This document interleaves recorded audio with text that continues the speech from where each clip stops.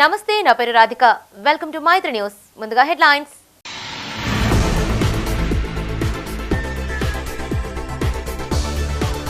గంజాయి మత్తులో మైనర్లు గుట్టుగా సాగిస్తున్న ముఠా. జగిత్యాల పోలీసుల దర్యాప్తు షురు.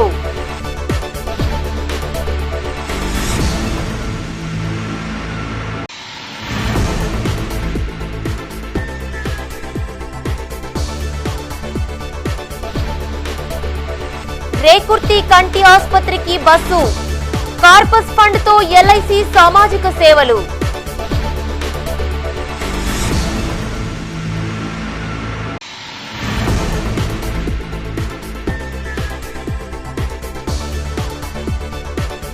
సామూహిక శ్రీమంతాలు, అన్నప్రాసన.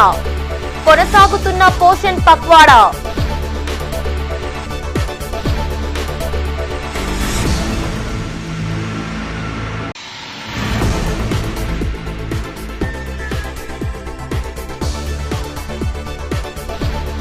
నిండుకున్న జలాశయాలు, పెరిగిన తాగునీటి కష్టాలు.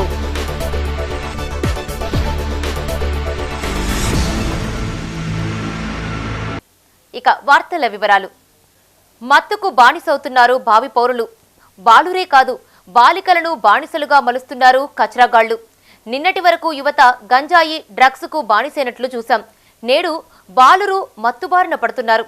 హైదరాబాద్ లాంటి మహానగరాల్లో ఎక్కడో ఇలాంటి మత్తు పదార్థాల సరఫరా జరుగుతూ ఉంటుంది. మనకెందుకులే అనుకుని కామ్గా ఉన్నవారికి ఇదో హెచ్చరిక. మీ పక్కనే జరుగుతూ ఉందనేది నగ్న సత్యం. ఇందుకు జగిత్యాల జిల్లాలో వెలుగులోకి వచ్చిన రాకెట్ ఉదాహరణ. బడిలో పిల్లలు చక్కగా చదువుకుంటున్నారనుకుంటున్నారా? టీచర్ల పాఠాలు నేర్చుకుని బుద్ధిమంతులుగా మారుతున్నారనుకుంటున్నారా? వారిని పట్టించుకోకుండా స్వేచ్ఛనిచ్చి అలానే వదిలేశారా? ఇక అంతే. వారి పట్ల ఏమరపాటుగా వ్యవహరిస్తే పక్కదారి పట్టి చెడు వ్యసనాల వైపు వెళ్తున్నట్టు పలు సంఘటనలు రుజువు చేస్తున్నాయి. జగిత్యాల జిల్లాలో గంజాయికి బానిసై పక్కదారి పట్టిన బాలబాలికల ఉదంతం తల్లిదండ్రుల్లో తీవ్ర ఆందోళన, వేదనను కలిగిస్తోంది.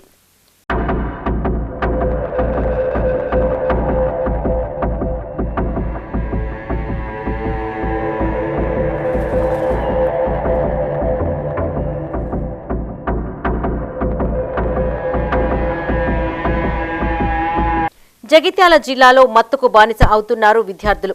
10th క్లాస్కు చెందిన 20 మంది బాలబాలికలు గంజాయికి అలవాటు పడ్డట్టు ఆలస్యంగా వెలుగు చూసింది. మత్తుకు బానిసైన ఓ తండ్రి ఫిర్యాదుతో కూపి లాగితే విస్తూపోయే విషయాలు బయటికి వచ్చాయి. గంజాయి సప్లై వెనుక పెద్ద ముఠా ఉన్నట్టు గుర్తించారు పోలీసులు. పిల్లలను హైదరాబాద్ రేవ్ పార్టీకి తీసుకువెళ్తున్నారట. ప్రతి పార్టీకి 30,000 రూపాయల చొప్పున చెల్లిస్తున్నట్లు తెలిసింది.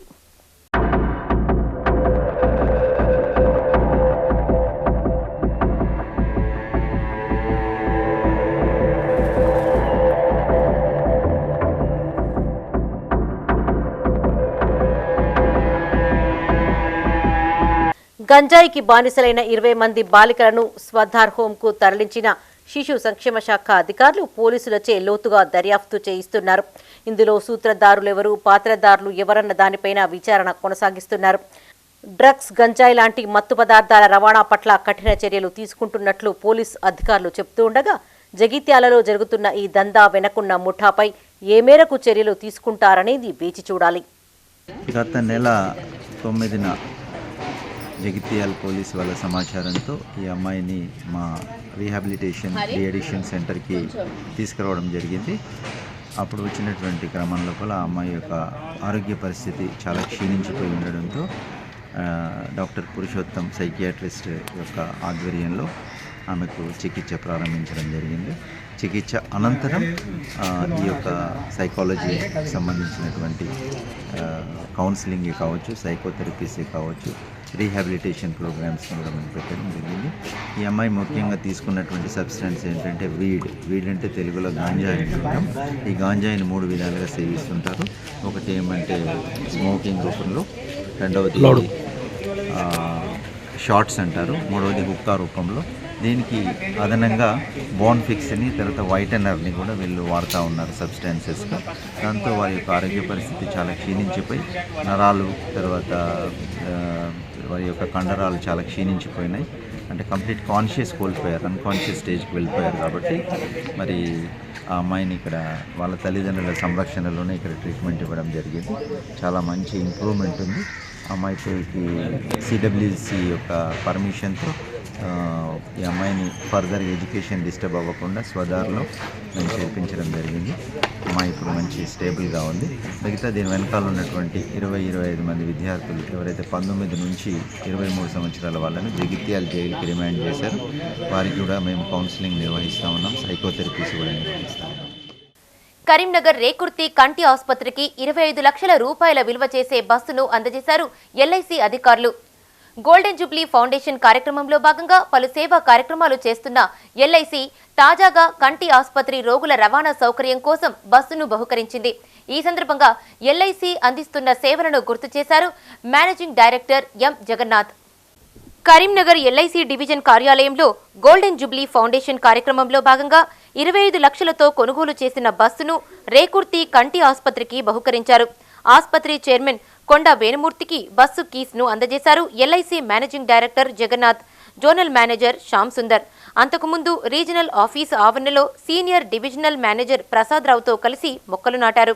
ఈ సందర్భంగా వారు మాట్లాడుతూ సామాజిక సేవలో భాగంగా తమ సంస్థ అనేక కార్యక్రమాలు చేపడుతుందని గుర్తు చేశారు. 2006లో 100 కోట్ల కార్పస్ ఫండ్ ఏర్పాటు చేసి ఇప్పటికీ దాదాపు 150 కోట్లకు పైగా వితరణ కార్యక్రమాలు చేపట్టినట్లు చెప్పారు. ఈ కార్యక్రమంలో LIC chief engineer Srinivasarao, marketing manager Srinivas, sales manager Rajesh Khanna, సంఘం నాయకులు చలం రాజనరేందర్, సత్యనారాయణ, వాసుదేవరెడ్డి, సత్యనారాయణ, శివప్రసాదులు, ఇన్సూరెన్స్ కార్పొరేషన్ ఎంప్లాయీస్ యూనియన్ నాయకులు రవీంద్రనాథ్, వామన్ రావు, రామ్మోహన్ రావు, సూర్యకళ, బసవేశ్వర్ పాల్గొన్నారు.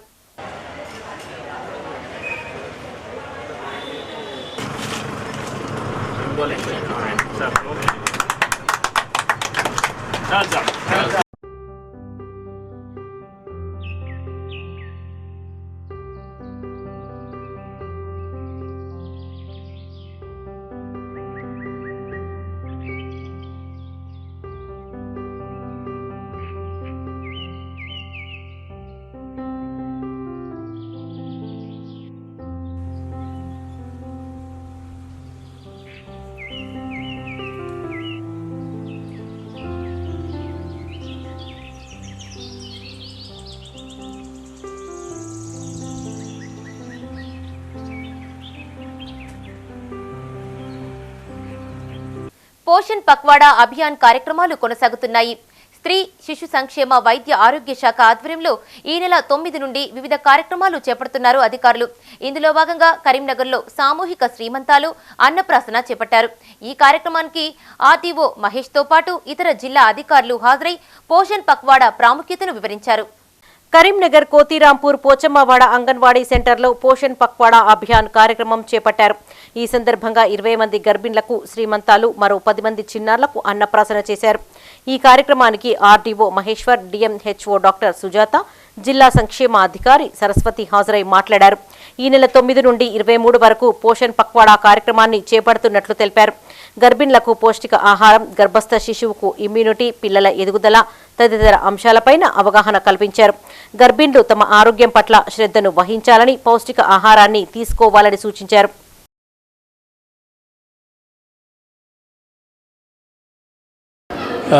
ఈరోజు చాలా సుదినం. ఎందుకంటే పోషణ్ పక్వాడా కార్యక్రమంలో భాగంగా 20 మంది ప్రెగ్నెంట్ లేడీస్, అలాగే ఒక 10 మందికి అన్నప్రాసన కూడా చేస్తున్నారు. వాస్తవానికి డిపార్ట్మెంటు చాలా అంటే తల్లుల పైన చాలా శ్రద్ధ తీసుకుంటుంది. ఎందుకంటే పిల్లవాడు కానీ, పాప కానీ, బాబు కానీ పుట్టిన తర్వాత ఎలాంటి పోషణ విలువలు ఉండాలి, ఏది తినిపించాలి అనేది కాకుండా అంటే గర్భంలో అంటే శిశువు గర్భంలోకి రాగానే ఆ తల్లి ఎలాంటి జాగ్రత్తలు తీసుకుంటే ఒక మంచి ఆరోగ్యవంతమైన, మంచి బరువున్న బాబు పుడతాడు. ఒక ఎలాంటి అంటే నిరోధక అంటే వాళ్ళకి ఇమ్యూన్ సిస్టమ్ బాగా డెవలప్ అయ్యే విధంగా ఈ ఫుడ్ అనేది ఇది చాలా మంచి ప్రోగ్రామ్. ఆ రకమైన ఫుడ్ ఇవ్వటం మనం ఇక్కడ ప్రోగ్రాంలో ఒక్కోసారి చూసుకున్నట్లయితే ప్రెగ్నెంట్ లేడీకి ఐరన్ డెఫిషియన్సీ ఏముంటుంది, లేకపోతే విటమిన్స్ ఎక్కడ ఉంటాయి, మినరల్స్ ఏం కావాలి అనే దాంట్లో ఈచ్ అండ్ ఎవ్రీ ఐటెంలో కార్యక్రమాల వల్ల ఏంటంటే వాళ్ళు కూడా హ్యాపీగా సంతోషంగా ఉంటారు. దానివల్ల కూడా వాళ్ళు సంతోషంగా ఉంటే, పోషకాహారంతో పాటు సంతోషంగా ఉంటే కూడా బిడ్డ ఎదుగుదల అనేది చాలా బాగుంటుంది. అట్లాగే పిల్లలకి ఈరోజు మనం అన్నప్రాశన అనేది కూడా పెట్టుకున్నాము. సో పిల్లలు 6 నెలల వరకు మనము తల్లిపాల మీదనే ఆధారపడి ఉంటారు.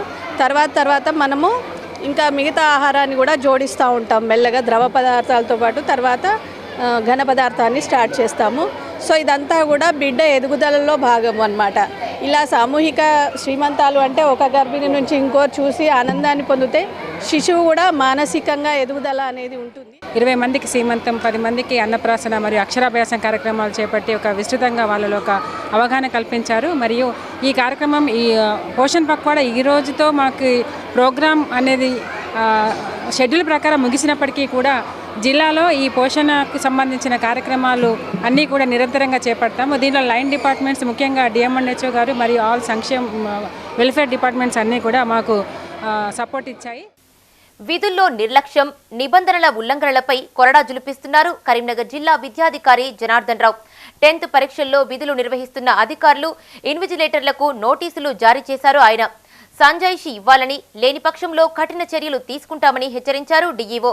పగడ్బందీగా 10th పరీక్షల నిర్వహణలో భాగంగా జిల్లా కలెక్టర్, డీఈఓ విస్తృతంగా తనిఖీలు చేస్తున్నారు. ఇందులో భాగంగా నిబంధనలు ఉల్లంఘించిన వారిపై చర్యలకు ఉపక్రమించారు డీఈఓ. 10th పరీక్షలు పకడ్బందీగా జరిగేలా చర్యలు తీసుకుంటున్నారు విద్యాధికారులు. ఎప్పటికప్పుడు తనిఖీలు చేస్తూ విధుల్లో నిర్లక్ష్యం వహించిన వారిపైన చర్యలు తీసుకుంటున్నారు. ఇందులో భాగంగా కరీంనగర్ జిల్లా హుజరాబాద్ సెంటర్లో విధుల్లో నిర్లక్ష్యంగా ఉన్న చీఫ్ సూపరింటెండెంట్లు, ఇన్విజిలేటర్లకు నోటీసులు జారీ చేశారు డీఈఓ జనార్దన్ రావు. హుజరాబాద్ పట్టణంలోని జెడ్పీ బాలికల హైస్కూల్ సెంటర్లో తనిఖీ చేయగా గుర్తింపు కార్డులు లేకుండా విధులు నిర్వహిస్తున్నట్లు గుర్తించిన ఆయన నోటీసులు జారీ చేస్తూ 24 గంటల్లో సంజాయిషీ ఇవ్వాలని ఆదేశించారు.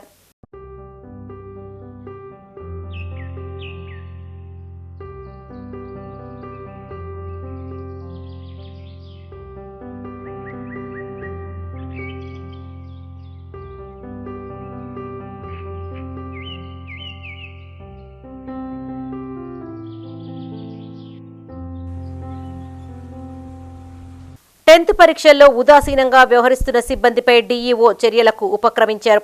నిబంధనలు పాటించకపోవడం, క్రమశిక్షణ ఉల్లంఘించిన వారికి నోటీసులు ఇవ్వడం పట్ల జిల్లాలో చర్చనీయాంశంగా మారింది. ఒకవైపు జిల్లా కలెక్టర్ పమీలా సత్పతి, మరోవైపు డీఈఓ జిల్లాలోని ఆయా సెంటర్లలో తనిఖీలను కొనసాగిస్తున్నారు. దీంతో ఇన్విజిలేటర్లు, సూపరింటెండెంట్లు అప్రమత్తమయ్యారు.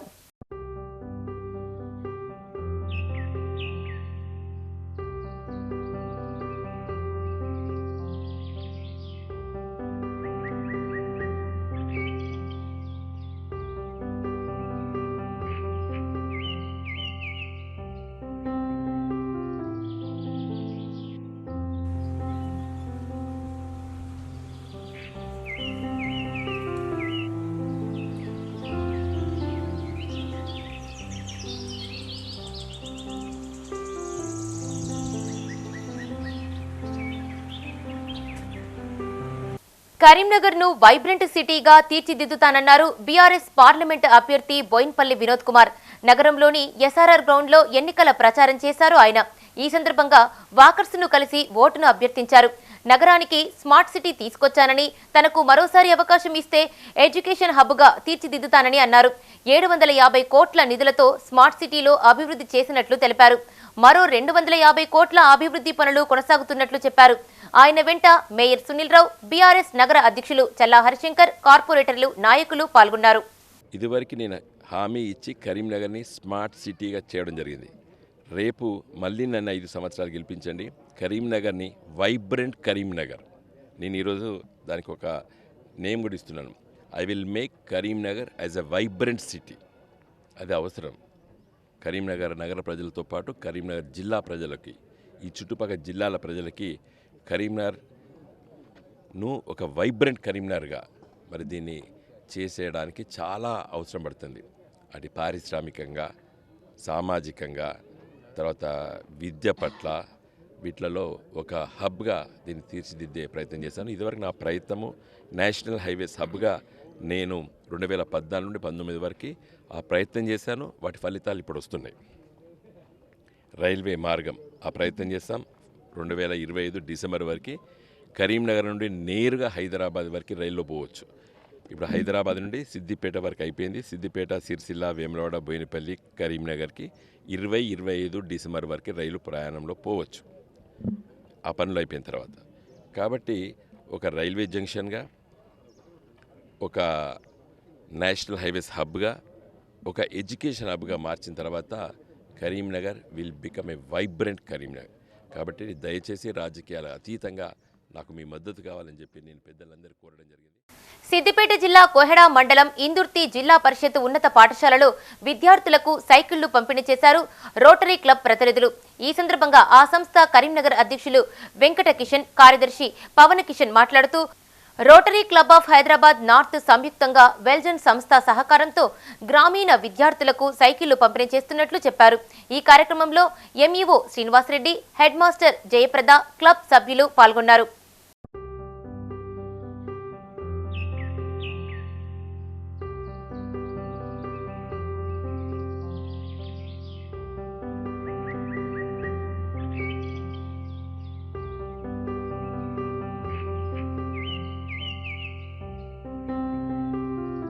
కీర్తి పురస్కారం అందుకున్నారు లయన్స్ క్లబ్ ప్రతినిధి, retired principal doctor Burra Madhusudan Reddy.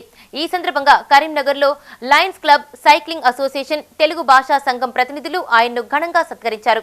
ఈ సందర్భంగా పలువురు వక్తలు మాట్లాడుతూ వివిధ రంగాల్లో విశిష్ట సేవలతో పాటు రచనల ద్వారా సమాజాన్ని చైతన్యం చేసిన బుర్రా మధుసూదన్ రెడ్డికి అవార్డు రావడం అభినందనీయమన్నారు. రానున్న కాలంలో మరిన్ని సామాజిక సేవలు అందిస్తారన్న ఆశాభావం వ్యక్తం చేశారు. ఈ కార్యక్రమంలో retired lecturers doctor Manoharachari, Lions club ప్రతినిధి డాక్టర్ జగదీశ్వరాచారి తదితరులు పాల్గొన్నారు.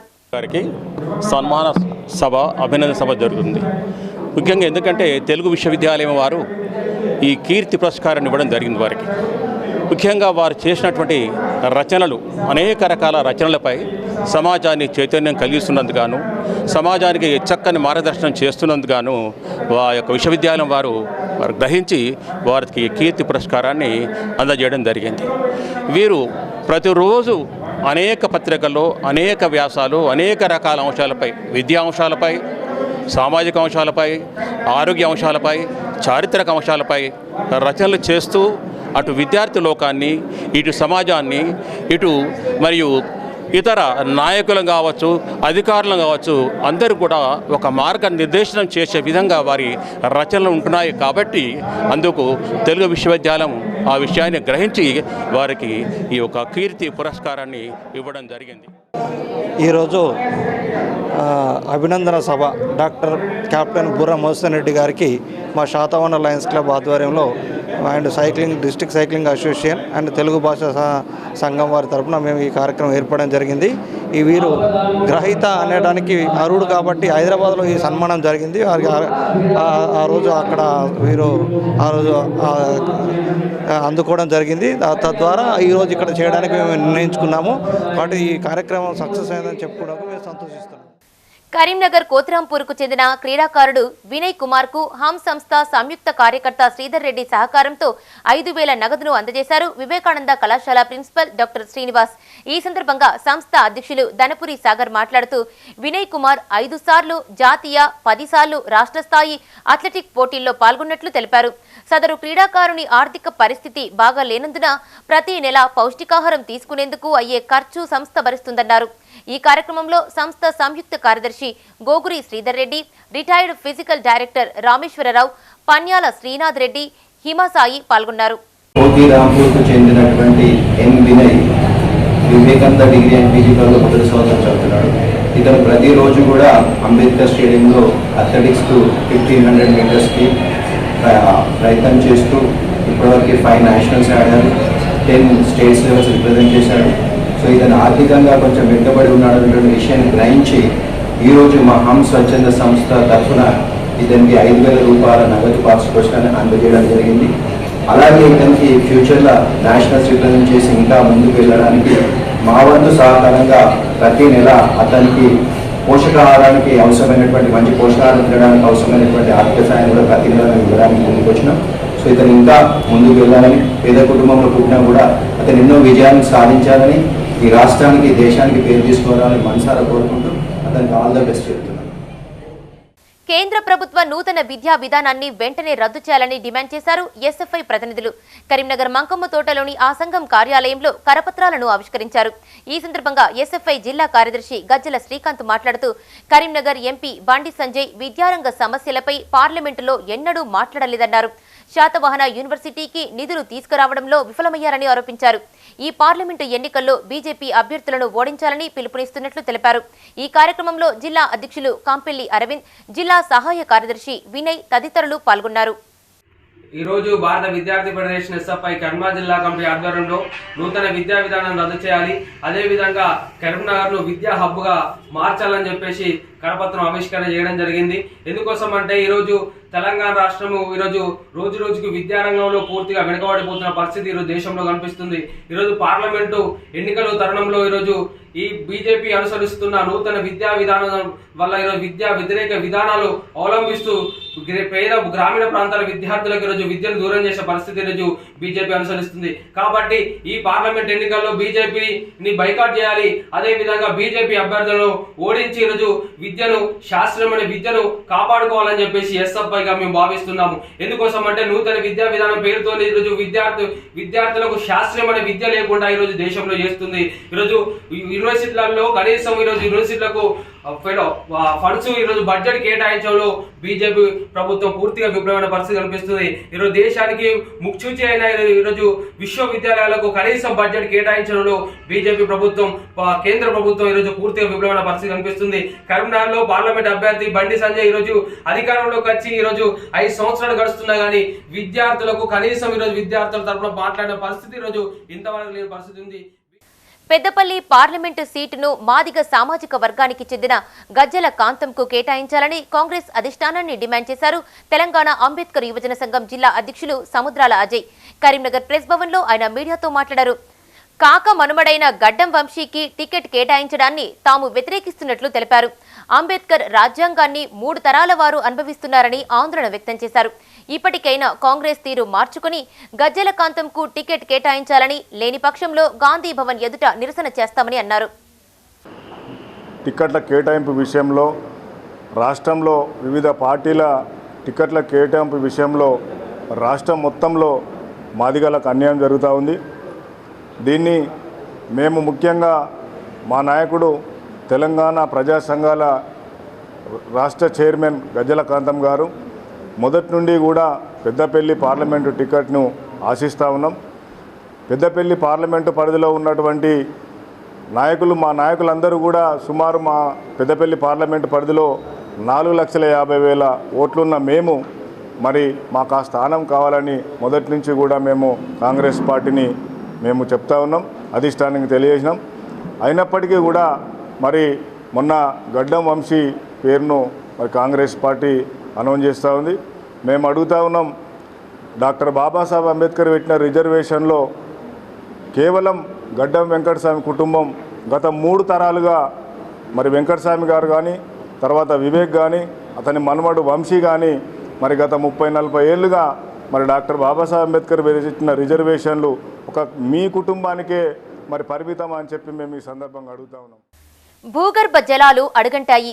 జలాశయాల్లో నీటి మట్టం పడిపోతోంది. సాగునీటి కష్టాలు పెరగగా తాగునీటి కటకట మొదలైంది. కరీంనగర్ జిల్లాలో సాగు, తాగునీటి సమస్యలు తప్పడం లేదు. ఎస్ఆర్ఎస్పీ, మిడ్మానేరు, ఎల్ఎండి జలాశయాల్లో నీటి నిల్వలు అడుగంటడంతో ఈ 3 నెలల కాలం గండంగా మారింది. ఎల్ఎండి నుండి ఈ నెల చివరి వరకు కాలువల ద్వారా సాగునీటి సరఫరా చేయనుండగా ఆ తర్వాత సాగునీటికి మాత్రమే వినియోగించే అవకాశాలు ఉన్నాయి. నీటి వినియోగంపై ఇప్పటికే అటు రైతులను, ఇటు ప్రజలను అప్రమత్తం చేశారు సంబంధిత అధికారులు. ఈ వేసవిలో నీటి సమస్య తీవ్రమయ్యే అవకాశాలున్నాయి. ఇప్పటికే సాగునీరందక పంటలు ఎండిపోతూ ఉండగా ఇక నుండి తాగునీటికి ఇబ్బందులు తప్పని పరిస్థితులు ఎదురుకానున్నాయి. జలాశయాల్లో నీటి నిల్వలు గణనీయంగా తగ్గడంతో పాటు భూగర్భ జలాలు అడుగంటడంతో తాగు, సాగునీటి సమస్యలు అధికమవుతున్నాయి. కరీంనగర్ జిల్లాలోని ఆయకట్టు ప్రాంతాల్లో సాగునీరు అందక పలుచోట్ల పంటలు ఎండిపోతున్నాయి.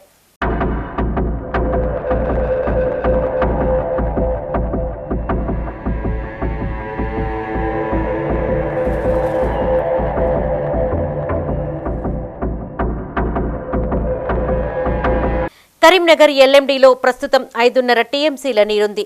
9 టీఎంసీలు ఉన్న మిడ్ మానేరు నుంచి 1626 క్యూసెక్కుల నీరు ఇందులోకి వస్తోంది.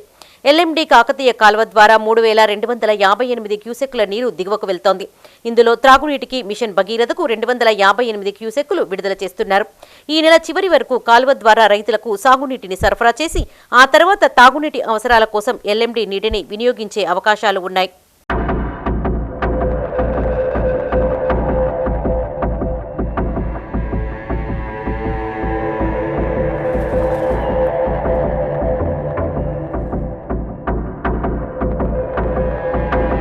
ఎల్ఎండిలో నీటి నిల్వలు తగ్గడంతో కరీంనగర్ నగరంలో డైలీ వాటర్ సప్లై కాకుండా డే బై డే సరఫరా చేసే అవకాశాలు ఉన్నాయి. ప్రెషర్ లేక ఎస్ఆర్ఆర్ రిజర్వాయర్, కోతిరాంపూర్ రిజర్వాయర్ పరిధిలో ఇప్పటికే రోజు విడిచి రోజు నీళ్లను సరఫరా చేస్తున్నారు. కొద్ది రోజుల్లో నగరం మొత్తం డే బై డే నీటిని సరఫరా చేయనున్నారు. నగరంలో ప్రతిరోజు తాగునీటి సరఫరాకు 65 ఎల్ఎండి రా వాటర్ అవసరం. ఇది నగరం మొత్తం సరఫరా చేయడానికి సరిపోతుంది. ప్రస్తుతం 50 నుండి 51 ఎంఎల్డి రా వాటర్ మాత్రమే వస్తోంది. గత ఏడాది ఇదే సమయంలో 12 టీఎంసీల నీటి నిల్వ ఎల్ఎండిలో ఉంది. ప్రస్తుతం 5.5 టీఎంసీలకు పడిపోయింది.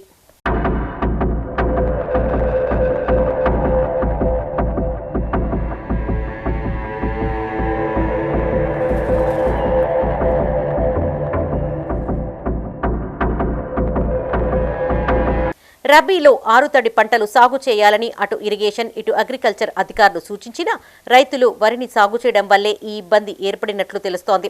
ఒకవైపు పంటలు ఎండిపోతూ ఉండగా మరోవైపు అక్కడక్కడ అకాల వర్షాలకు పంటలు దెబ్బతింటున్నాయి. ఈ పరిస్థితుల్లో తమకు నష్టపరిహారం చెల్లించి ఆదుకోవాలని ప్రభుత్వాన్ని కోరుతున్నారు బాధిత రైతులు.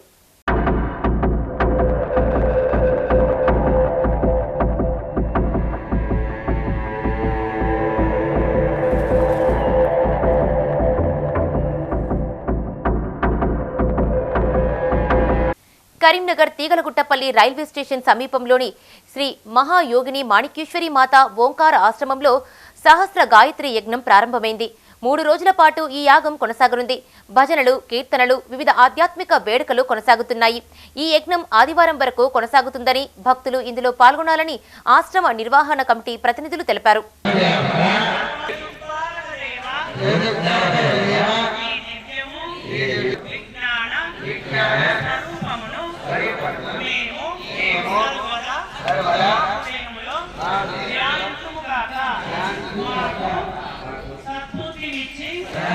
కవి, రచయిత, వ్యాఖ్యాత, సాహిత్య సాంస్కృతిక సంస్థల నిర్వాహకుడు మాడిశెట్టి గోపాల్కు సాంస్కృతిక సంస్థల నిర్వహణ అంశంలో తెలుగు విశ్వవిద్యాలయం వారి కీర్తి పురస్కారాన్ని ఈరోజు అందుకున్నారు. విశ్వవిద్యాలయం ఆడిటోరియంలో జరిగిన పురస్కారాల ప్రధానోత్సవ కార్యక్రమం ముఖ్య అతిథిగా హాజరైన తెలంగాణ రాష్ట్ర judicial academy director Mangari Rajender, విశ్వవిద్యాలయ వైస్ ఛాన్సలర్ ఆచార్య తంగడ కిషన్ రావులు మాడిశెట్టికి పురస్కారాన్ని ప్రదానం చేశారు. ఈ కార్యక్రమంలో university assistant director Ringu Rammurthy, registrar ఆచార్య భట్టు రమేష్, సాహితీ ప్రముఖులు తదితరులు పాల్గొన్నారు.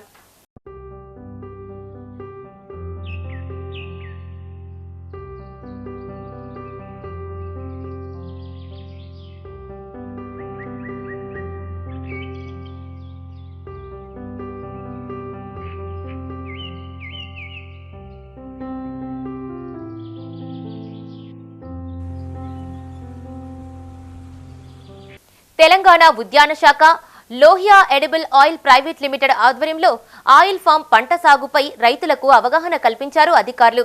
కరీంనగర్ జిల్లా మానుకొండూరు మండలం అన్నారం గ్రామంలో రైతు క్షేత్ర ప్రదర్శన అవగాహన సదస్సు నిర్వహించారు. ఈ కార్యక్రమానికి ముఖ్య అతిథిగా ఇండోనేషియా ప్రధాన శాస్త్రవేత్త విజయన్ హాజరై పలు అంశాలు వివరించారు. Lohia edible oils CEO Siddhant Lohia మాట్లాడుతూ గత 30 సంవత్సరాల నుంచి గోల్డ్ డ్రాప్ సన్ఫ్లవర్ ఆయిల్ పేరిట ప్రజలందరి మధ్యలోనే ఉన్నామన్నారు. జగిత్యాల జిల్లా బుగ్గారం మండలం యశ్వంతరావుపేట గ్రామంలో ఆయిల్ ఫామ్ ఫ్యాక్టరీ ఏర్పాటుకై 30 ఎకరాల స్థలం కొనుగోలు చేసినట్లు చెప్పారు. ఈ కార్యక్రమంలో మండల వ్యవసాయ అధికారి శ్రీనివాస్ రెడ్డి, కంపెనీ సాంకేతిక సలహాదారు doctor Ranganayakulu, Lohia RM Vijay Bharat, AEO Srinivas, మాజీ సర్పంచ్ బొట్ల కిషన్ రైతులు పాల్గొన్నారు. अगर आप लोग का सपोर्ट आया और आप यहाँ काफ़ी प्लांटेशन करें तो आगे जाके कंपनी भी आपको 100% सपोर्ट करेंगे और कलेक्शन सेंटर यहीं आएगा. जैसे ही सरपंच सर भी अभी बोले 2 एकड़ लैंड बात कर रहे सर बोल के, 100% अगर आप लोग यहाँ पे 1000-2000 एकड़ प्लांटेशन कर दिए, यही जो कि पोटेंशियल है ये मंडल में, ये विलेज के आसपास में, तो 100% कलेक्शन सेंटर भी रहेगा। और बायबैक की गारंटी पूरी हमारी कंपनी की है, कुछ भी हो जाए आपका फ्रूट में कैसा भी बायबैक करूँगा, ये मेरी गारंटी है, कंपनी का वर्ड है यहाँ पे। तो थैंक यू ऑल। आप लोग రాజన్న సిరిసిల్ల జిల్లా చెందుర్తి మండలం నర్సింగాపూర్ గ్రామానికి చెందిన కాంగ్రెస్ కార్యకర్త శంకర్ ఇటీవల అనారోగ్యంతో మృతి చెందగా వారి కుటుంబాన్ని ఎమ్మెల్యే ఆది శ్రీనివాస్ పరామర్శించారు. ఈ సందర్భంగా ఆయన మాట్లాడుతూ 10 ఏళ్ల పాలనలో బీఆర్ఎస్ ఏనాడు ప్రజల కష్టాలను పట్టించుకోలేదన్నారు. కాంగ్రెస్ ప్రభుత్వం అధికారంలోకి వచ్చిన 100 రోజుల్లోనే ఇచ్చిన హామీలను అమలు చేసిందన్నారు. ఈ కార్యక్రమంలో కాంగ్రెస్ నాయకులు రామస్వామి, జెడ్పీటీసీ నాగం కుమార్, నాయకులు శ్రీనివాసరెడ్డి పాల్గొన్నారు. ప్రజలకు చెబుతూ ముందుకు పోతున్న తరుణంలో ఏది రైతు భరోసా అన్నారు, ఇప్పటివరకు 5 ఎకరాలకు ఇవ్వగలిగినాం. వాళ్ళు గత సంవత్సరం ఏప్రిల్ 23 వరకు వేసుకుంటూ పోయినారు. ఈరోజు మేము మార్చిలో 5 ఎకరాల దాకా కూడా ఇవ్వగలిగినాం.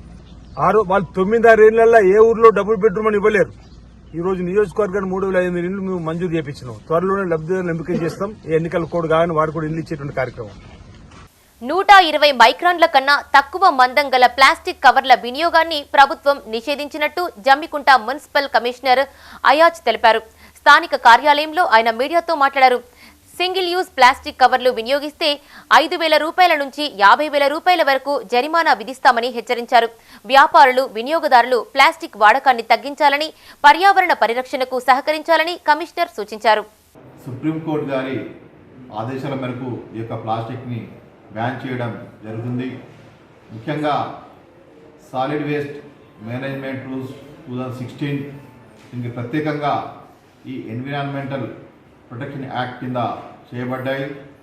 ఎన్విరాన్మెంటల్ ప్రొటెక్షన్ యాక్ట్ సెక్షన్ 5 ప్రకారం పర్యావరణానికి హాని కలిగించే ఈ ప్లాస్టిక్ యొక్క విక్రయాలను మరియు వినియోగాన్ని కంప్లీట్గా నిషేధించడానికై కేంద్ర రాష్ట్ర ప్రభుత్వాలు ఆదేశాలు జారీ చేయడం జరిగింది.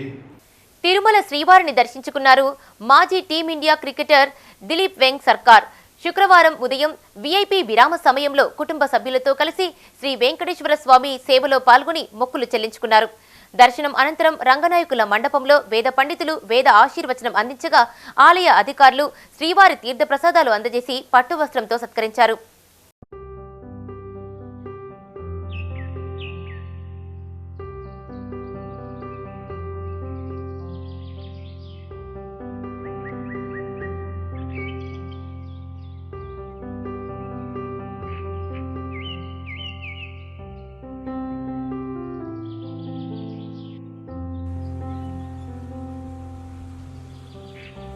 ఇవి ఈ బులెటిన్ విశేషాలు.